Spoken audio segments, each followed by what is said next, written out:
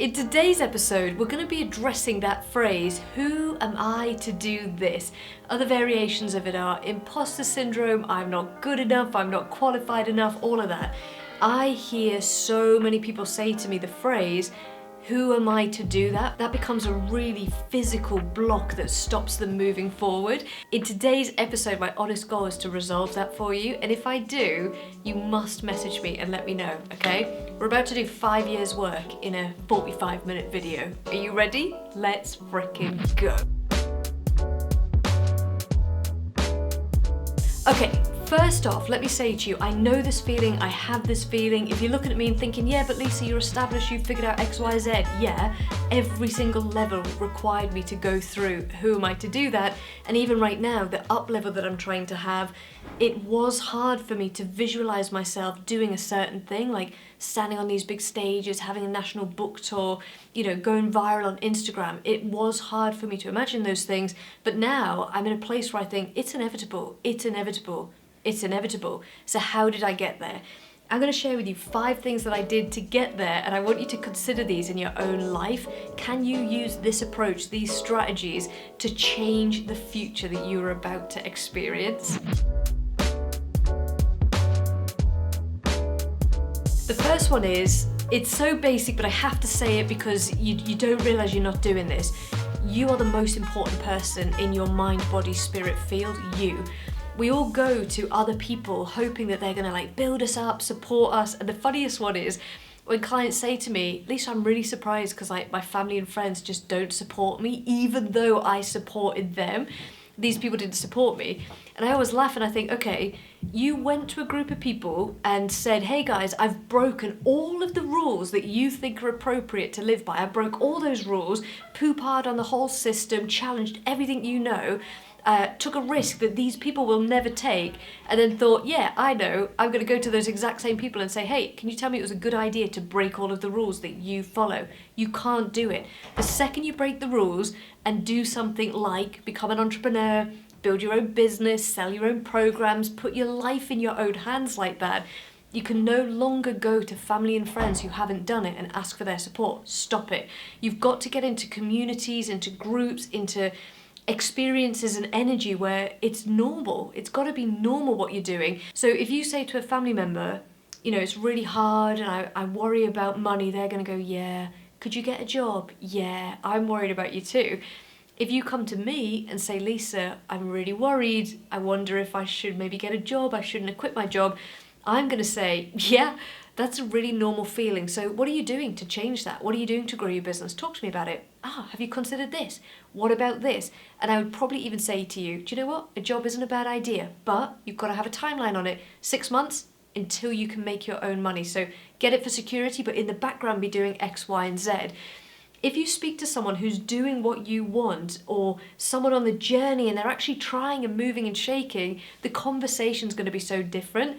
But I'm about to pull the rug from under your feet here and say, at the end of the day, it doesn't matter what somebody else can do for you in that instance. The best skill you can develop is to learn to self-motivate, self-coach, self-soothe yourself. So here's how you do it. You will notice when you're trying a hard thing that everything in you is going to say, I can't do this, I'm not good enough, blah, blah, blah, blah. These are thoughts on a conveyor belt, and they don't become real until you give them time, energy, and focus. So all these thoughts going by, it's you that is taking them off the conveyor belt, repeating them, expanding them, living into that story, and making it your reality. The first thought that comes up is fine. You don't have to own it. So the first thought might be, I'm no good at this. Who am I to do this? I shouldn't have quit my job. I'm worried about money. First thought, no problem. If you can observe that thought and go, Lisa said this isn't my reality, it's just a thought, it's just a fear. What could the next thought be? What could the next thought be? The best thing you could do is offer a question to yourself. If the question is, how am I going to fail? You'll come up with loads of reasons, you're creative. If the question is, what one small thing could I do today to move my life and business forward? And you sat for half an hour with a coffee and came up with a load of ideas, not only is that going to give you a better quality answer, better strategies you could take forward, but the very act of focusing on the potential, on focusing on your dream, changes your whole vibration, your energy, your mindset, everything changes. But Because I'm not there beside you going, hey, whoa, whoa, whoa, with that negative train of thought, let's just pull you back to the positive. This is what I mean by, if you meet a successful entrepreneur, I'm telling you now, they've mastered this skill. It is a skill. They practiced it, they got it wrong, but eventually they mastered it. They had the ability to look at all the evidence that was telling them they were failing, look at all the faces of their family and friends who were telling them, I'm worried about you, and they go, I see your proposal and I think I'm going to choose my own. And my own says, this is my vision, this is why I'm worthy, this is the progress I've made, here's the one small thing I can do today to move my life and business forward. It's a choice, okay? So all the time, negative thoughts are going to come up, people are going to tell you it's not going to work, you're going to be seeking external validation, external support. If you can stop looking for that and stop asking for it and learn to give it to yourself, your life and business will change. So the way I would do this is, the first one is I observe the thought as an observer. I realize that that is not who I am. It's not my reality. It's a thought, it's a fear, it hasn't become real. And I really practice thinking, what would somebody with the result be thinking? What would somebody who I really admire and respect, what would they do in this situation? If I was to be really creative and come up with 20 ways out of this scenario, what are my options and which one can I take? I think a big thing there for me is I just introduce a little bit of space, and I just don't believe that first thought. I can't tell you, well I can, I'm about to. Let's reorder that sentence. Let me tell you, one of the things I work so hard on is crafting a narrative in my own mind. I close my eyes all the time and see myself as the person I want to be. I get up, I get showered, I do my hair, I put my makeup on, I wear clothes that make me feel good, I get out of the house, I go network and I go to coffee shops. I make myself move and I make myself feel better. I go to the gym, I run, I do so much. I read motivational books, I listen to podcasts like this. Anything that's going to break the cycle of negativity and get me into the positive of what could be. I work so hard on that. And all the time I think in my future, there is a version of my future where I believe the negative and I don't do anything. And there is a version of my future where I create the narrative of the positive outcome and I focus on it and I work towards that. And it might be a bit slower. I think success is slower than failure. It might be a bit slow, but every day I just take a breath and I think, okay, if I believe that thought, there's my future. If I can generate different thoughts, choose the one that suits my narrative of success and just inch in that direction, I will change my entire future, okay? So the first one is, you've got to learn to self-manage your own thoughts, to look to yourself for encouragement. Yes, get into groups where people are doing that. I think that's really, really good. And something I didn't mention is, even at the end of the day, it's so easy to think about all the things that you have to do and all the skills you have to learn. Hello, ask me how I know. I've got this really positive habit of lying in bed at night, and I especially do this in the morning. That's when I'm like, oh my God, that email. Oh my God, I didn't do that thing. Oh my God, there's so much more I could be doing to sell these events or build the business or whatever. The book, Lisa. And I think, hang on. Just a little second there, take a breath, like, come on, you're alive, you're awake, life's good. Today's going to be a great day. I say that every day. Today is going to be a great day. And then I'll actually get a pen and paper, and if I'm really struggling, I will start listing all the things I've done. All right, I updated that web page, I've emailed 5 people, I put this on Eventbrite, I've done this, I've done that. And I think it's a real skill again, and a life-changing one, a future-changing skill, to focus on the positive and the progress and let that energy compound rather than focusing on the negative and what is yet to come. And I will say it again, if you meet a successful entrepreneur, I'm telling you now, they've mastered this skill. There is nobody in their corner going, you can do it, get up, get out of bed. They are doing it.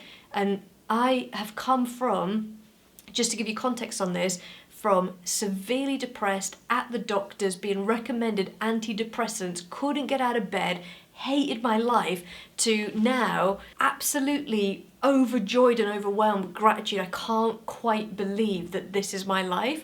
And it was incremental over years, okay? So it takes a while to master this skill, but I'm telling you now, it is a skill that you practice, it is a discipline that you hone, it is something that is 100% your responsibility. It is not the responsibility of a parent, a family member, a friend, an old colleague. No, you. This is a skill that you develop. And the most basic thing you can do is listen to content like this, read motivational books, introduce space between those thoughts, pick the thought that feels good, and focus on your progress, not the lack of progress, okay?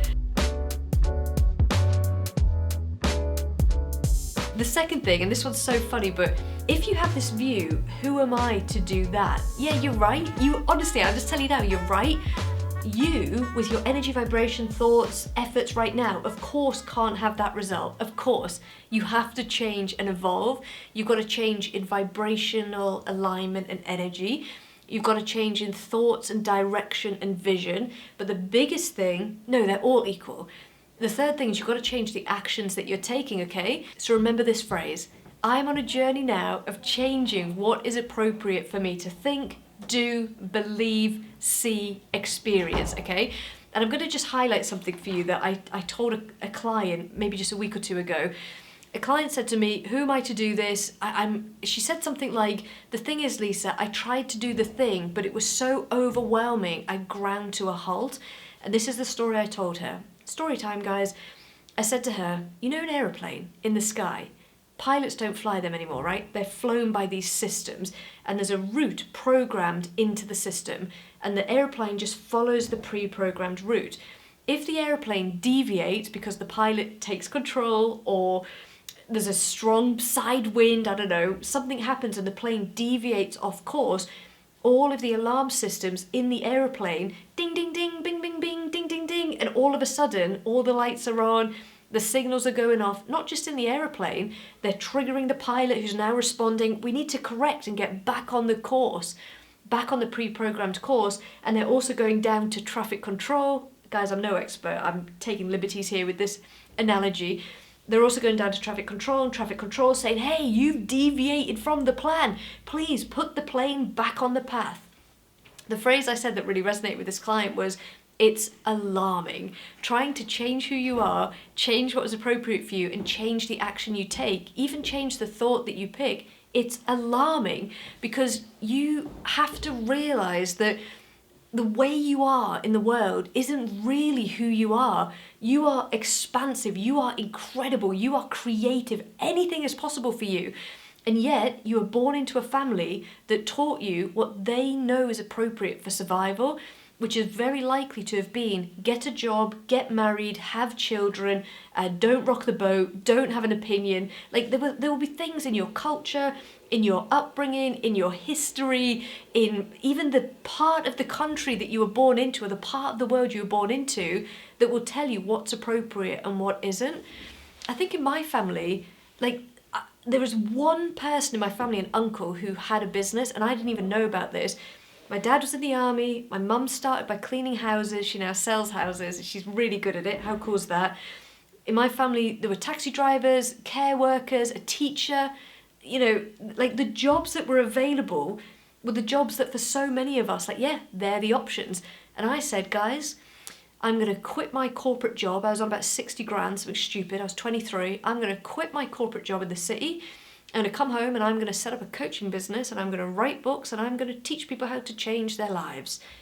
Sorry, what, Lisa? You're going to what? That is freaking alarming. It is alarming, okay? I did that and it took me way longer than I ever thought it would to actually build my first business and start supporting myself. But the funny thing about all of it is, when I was doing that, I had to fight. There were so many fights. It was a fight for my life. I was changing what was appropriate for me in my network of other graduates, with my past employers, what are they going to think, with family and friends, with parents, My dad said to me, Lisa, it took me my whole life to get to where I am. You're here after 3 years. I can't believe you're walking away from it.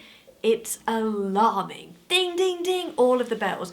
These bells, these alarm bells, give us anxiety because all that's happening is our subconscious programming which says, this is what's appropriate for you, this is who you're meant to be, these are the options available to someone like you. You've deviated from the route. And now all of the alarms are going, ding, ding, ding, you've deviated. And you've got to go, yes, we're taking autopilot off. We're going to drive this plane, because that's what you do, you drive a plane. We're going to drive this plane and this is the direction, guys. Of course that's alarming. So when you have those moments of like fight or flight, freeze or fawn, they're the four that we have now: fight, flight, freeze or fawn. I'll let you Google them. When you have those moments, don't think, oh, this is debilitating and I can't move forward, I'm stuck, what do I do? Think, I seem to have reached a moment where the alarms are going off, and my response to it is freeze, can't do anything, let me watch the telly. Your response to it could be flight, right, that's it, I'm going to go back and get a job. It could be any one of those things. Fawn is an interesting one. That could be like, oh, I can't do this on my own. I need somebody else to help me. Can you help me? Can you help me? Fight, flight, freeze, fight. Oh, fight. What would an example of fight be? A fight could be, in a funny way, that you actually lean into this battle of changing your life. But fight could also be like a form of aggression when you're like, right, I'm going to make this work and you're not supporting me, so I'm leaving you and this is what I'm going to do. Guys, don't go nuclear. You don't need to burn the whole thing down. You need to breathe. You need to frickin' breathe. So much can be solved by a breath. When I breathe, I actually slow down. Fast I speak. So much can be helped with a breath, okay? If you're listening right now, guys, just take a breath. Take a breath and say, I am safe, I'm learning, I'm evolving, I'm growing, I'm fine. Oh man, I'm safe, I'm learning, I'm evolving, I'm fine. You take a breath and you say, this is the vision, this is my strategy, and critically you do this. You ask, how do I support myself through this change?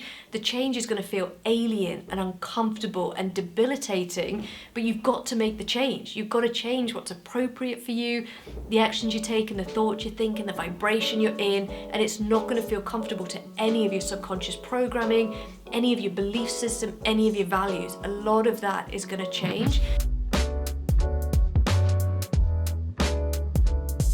Can I add an interesting one to this that I think is quite fascinating, okay? There's a video I made where I talked about this vibrational up level that I had, okay? So I read a book once called How We Are by Vincent Deary. Phenomenal book. He's got a second one out now and I can't wait to read it. And the weird thing is, he's a lecturer at Northumbria University, which is where I'm studying my masters. I think that's so exciting. If he does like a public lecture or a lecture that we can go to, I'm such a fan, I'm gonna go. In the book, he talks about how people change, how we evolve, or really, you know, how we are, what kind of governs the way we are as people. And he said that our personalities and who we are don't just exist inside of us, they're uploaded to the world around us. So listen to this concept. He said, the environment that you live in, the house that you've got, the pictures that are on the wall, you know, how you dress, all of that is like feeding back and confirming who you think you are. And I read this book years ago, so the example he gave was really sadly around people with Alzheimer's. He said one of the fastest ways that somebody with Alzheimer's deteriorates is when they leave their familiar home, because in their home, who they are isn't just within them, it's uploaded in the photos on the wall, the environment that they're used to, the favourite cup that they drink out of. When you take those things away, you're really taking away aspects of them, aspects of their personality, memories of who they are that keep recounting and reaffirming what their life is and has been. I've never forgotten that story. It's sad, it's devastating, but it made me realise that where you sit in the morning to do your work is telling you who you are. What you put on as your outfit for the day and how you look in the mirror is telling you who you are. Where you go, what you do, the cup that you use, whether you think you're worth that extra bit of, you know, oat milk versus this, it all matters because it's reaffirming and telling you who you are. So one of the interesting things that you can do is start to have the world mirror back who you're becoming. Affirmations on the wall, the photograph of you at a networking event or giving a talk, a picture of the book that you published, things that show you and tell you who you want to be. This is why getting up and having a shower and putting your makeup on, whatever, if you do or don't, getting dressed, looking $1 million. When you look good, you feel good because you're reflecting back to yourself the version of yourself that you want to be. I think that is so powerful, but it doesn't just have to happen externally. Listen to this. This has been profound for me, especially this year. This can happen internally as well. So I am human. I don't know if you know, but like you, I am human and I have thoughts, and some of those thoughts are angry thoughts, upset thoughts, it's not fair thoughts, jealousy thoughts. Oh my God, Lisa, yeah, I know, because hey, I'm human. So There's sometimes things that I do, and one of the stories I have is that's not fair. That's not fair. And I think, Lisa, you can have that story and buy into that story, but I'm just going to warn you, you get to keep all of the stuff that comes with affirming it's not fair. If instead I see that thought, that belief, which probably isn't even real, and I see the future that it leads to, I get to choose. And the alternative is if I go, this is fair, Lisa, you haven't done enough to deserve it. This is fair, Lisa, you weren't in the right place at the right time. This is fair, Lisa, the world is a mirror and it's reflecting back to you where you are. Treat it as feedback, what are you going to do about it? And I go, okay, I'm not going to buy into that story today. I'm going to buy into a different story. Like, guys, there's been times in my business, and I know you'll resonate with this, where I've owed something, I've had a bill, VAT bill, or I don't know, a payment plan or something, and like somehow I didn't have the money. And I was like, uh-oh. And I used to think, right, that's it. This is going back to about 2016. I used to think, I'm going to jail. That was my thought. The bailiffs are going to turn up, they're going to take everything I've got, it's going to be so humiliating, and I'm going to go to jail for tax fraud, for not paying this VAT bill. That was my worst fear. That is the depth of where it went. Public humiliation, loss of any belongings, of any value that I had, and jail. So extreme. You might think too extreme, Lisa, but we all have a version of this. And what I used to have to say to myself, and I still say this today, is, Lisa, anything is possible. Don't worry about something that hasn't happened yet. You never know what's going to come. And even now, you know, in my business, I have bills, there's things that I'm committing to, and like a year down the line, do I have the revenue for the commitment I've made today? Of course I don't, because every month and quarter I'm out selling, winning new customers, bringing in new revenue on top of the, retained revenue that I have, or recurring revenue that I have. So even now I say to myself, Lisa, you could win a new client today. You just don't know. Anything could happen today. You could get a call from an agent today. You could get a call from some new business. You could be invited to speak today. And the weirdest thing is, guys, when I shift my thinking to the possibility of what could happen and I take a little step towards it, shock horror, a client comes out of nowhere, a speaking gig comes out of nowhere, a conversation about the book comes out of nowhere, and I'm never surprised these days when what I think about becomes my reality. So what I want to highlight here is, I think there are always multiple versions of a future unfolding for you, and it's you that's dictating them. It's you, and it is a choice. So the negative thought, the fear, the worry, it's gonna come up, and one of those is, who am I to do this? Yeah, okay, I see you, I hear you, I'm just not buying into that. Instead I say something like, do you know what? I am such a good speaker and I'm developing my craft all the time and I've got such amazing energy and I can't wait to share with people. Imagine if such and such reached out to me. What would that talk be about? And I start planning that talk. It isn't long before I'm delivering that talk on a stage. It's crazy. There's always a choice. And if you keep the story, it's not fair, I'm not good enough, who am I to do this, my family doesn't support me, I haven't got a problem with it. As long as you're okay with the fact you get to keep the reality and the future that comes with that story, it's up to you to say, it's an option, I can take it, but I'm actually thinking I prefer this story which says, I'm fantastic at what I do, I'm developing my craft, there are customers out there in the world looking for what I have right now, what could I do today to help them find me? I know, I could post on LinkedIn, I know, I could go to a few networking events. I know I could update my website or update that offer or put a webinar on or host my own event. There are so many things you can do all of the time. The alarm bells are going to go off and like, yeah, of course they are, because you're going against a pre-programmed route. But for you to be an entrepreneur, to change the world, to make a living doing what you love, you've got to program a new route and you've got to go through the discomfort of what it feels like to come off autopilot and get in the driving seat of your frickin' life, okay?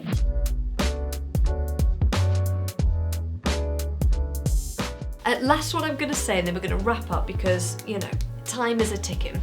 Last one I'm going to say is, you are going to fail. Lisa, hang on. You just spent however long, 30 minutes, telling me how mint I was and how likely my success was. Yes. Can I tell you that the most successful people in the world are the biggest failures you'll ever meet? And I'll tell you this story about Tony Robbins. I love Tony Robbins. He changed my life. Massive credit to him. Unleash the Power Within. I went to that in LA. Things changed for me when I went to that event. I learned about energy and how you can choose your thoughts. Honestly profound. So Tony Robbins, I remember reading this story, maybe in like Awaken the Giant Within, and I'm paraphrasing, I'm sorry I'm going to get this wrong, but he said in the beginning he wasn't a good public speaker and he knew he had to get better at public presentations, at speaking, at all that. So he said if the guy next to me was going to one networking event a week, by the end of the year he would have had 52 opportunities to network, speak, practice his pitch. Tony Robbins said, and it's always Tony Robbins, you know, give him his full name. Tony Robbins said, all right, what if I went to a networking event every single day and I stood up and everywhere I went, I pitched, I practiced my 60 seconds, I stood up and I shared something about myself or my business. By the end of the year, this guy's had 52 opportunities to practice his craft. At the end of my year, I've had 365 opportunities to practice my craft. He won more because he did more, but he also failed more because he did more. So if you put a webinar on, one of the classics I hear is, Lisa, I put a webinar on and nobody came. I'm like, yeah, cool. When's your next one and how are you going to make this different? Lisa, I don't know if you heard me. I put a webinar on and no one came. Yeah, I heard you. There's your feedback. What else are you going to do? How are you going to make it different the next time? The solution to that can never be, I've decided not to do webinars. I've decided I can't do this. Really, the feedback there should be, probably didn't market that enough. Or, maybe I didn't have a big enough audience. When can I put the next one on and how can I 10x the effort to market that webinar? You've got to lean in and try again and try again and try again. I'm telling you now, you are going to fail at a pitch, you're going to fail at a discovery call, your post is going to tank, that offer's not going to work. My attitude with all my clients is like, it doesn't matter. It doesn't matter. Now you know. What are you going to do to pick yourself back up, get refocused on the vision, support yourself to feel powerful and go again? But I would never say just go again doing the exact same thing. I'm sure it'll work. You've got to go again and think outside the box and think, okay, maybe I didn't push it enough times. Maybe there's something I don't know. What else could I learn? What webinar could I go on to learn about this? Maybe I didn't have the right message or the right title or the right audience. How could I tweak it? And the person who tries again and tweaks and tries again and tweaks and tries again and tweaks, that's the person you're now looking to, following, buying from because they figured it out. But they didn't figure it out because they woke up with the answer. No, they figured it out because they went out into the market and they failed and they got back up and they failed and they got back up. So if you ever meet a successful entrepreneur or you're learning from an entrepreneur and you're like, oh, it's so easy for them, I will tell you now, that person absolutely, unequivocally, 100% guarantee failed their way to the top. And I'm telling you this because I want you to see failure as normal. Like, the more effort you put in, the more attempts you make, the more you're going to fail. Think of any athlete, any football team, the best of the best, the ones that took the most swings are the ones that also missed the most. So failure is not something you're going to avoid. It's not something to be afraid of. It's something to celebrate. And I'll finish with one more story.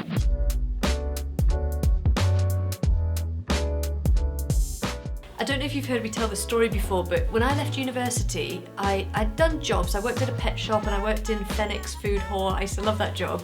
But going into the grad scheme market, I wanted to get on a really good grad scheme and I knew I needed something on my CV that would stand out. So I was sitting in the library of Newcastle University one day and this guy called Mark came round and he was handing out these leaflets, and the programme was he basically took graduates over to America, taught them how to sell, and this is going to sound as crazy as it sounds. We went out as booksellers, door-to-door salespeople for the summer, and it was our job to go and sell these books and do these pitches, and you only got paid commission. It's like crazy. It's crazy when you think about it. So when I was, 21, 22, that summer, however old you are when you graduate, I went over to Tennessee for my training, and then I went to Chicago, Illinois. It's such a hot summer, knocking on doors. I'll never forget this. One of the most basic elements of the training they gave us, apart from learning the material, we rehearsed a script, learned a script word for word, the body movement, everything, crazy. The biggest thing I remember them saying is, Lisa, if you knock on 30 doors a day, you will make 3 sales a day. Law of numbers. If you don't come back to your bed at night with 3 sales a day, hand on heart, I know you haven't knocked on 30 doors. And they said to us, in order for you to make 3 sales a day, that means you are going to have to hear 27 no's a day. Guys, I was 21, 22, in a foreign country, so inexperienced, no money, no sense of confidence, nothing. Knock, knock, knock. Hi, my name's Lisa. I'm a student from England and we're out talking about these books that are going to help, blah, blah, blah. And we went into the pitch. I must have heard 1,000 no's that summer. And if you think, Lisa, you have this confidence, you have this ability to pitch, you just don't mind failing. Oh yeah, because I failed 1,000 times. I failed 1,000 times to make the pitiful amount that I actually made that summer, which I probably barely broke even. Honestly, what a hilarious thing. But it taught me that in order to make 3 sales, I would have to hear 27 no's. And when we heard a no, they gave us a phrase. The phrase that we had to say to ourselves was, somebody said, no, we don't want those books. Stop knocking on my door. Heard that. We're going to call the police. I was like, oh my God, okay, sorry. I'm moving on. The phrase we had to say was, brilliant. That no just brought me one step closer to my next yes, because we were collecting the no's because we knew they would lead to a yes, and they always frickin' did. So in your business, if you do a webinar and it fails, you do a social media post and it fails, you make an offer and it fails, you have to say, all right, I'm working the numbers here, I took an opportunity and this one didn't work out. What have I learned from this? How can I adapt my pitch? What can I tweak? But critically, that just brought me one step closer to my next yes. And then you go out and remember, the guy that does 52 pitches a year is going to have 52 opportunities to sell and to fail.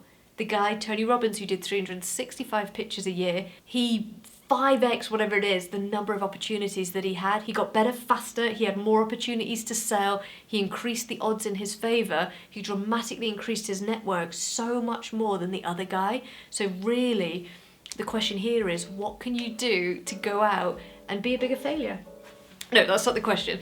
What is the mission here? What is your straight line through? How can you feel better about doing it? You should have a new story now for those alarm bells when, oh, this is alarming, and know that failure isn't something to be avoided. It is an inevitable part of your journey, and it is a signal of your progress and success. All right, guys, if this helped you today, if this has resonated, if you think of me at any time having watched this episode or listened along, please drop me a message and let me know. And I will say that this whole approach is what I cover in Be the Person, the membership.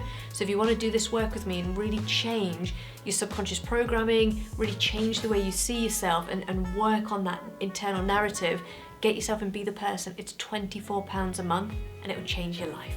Over and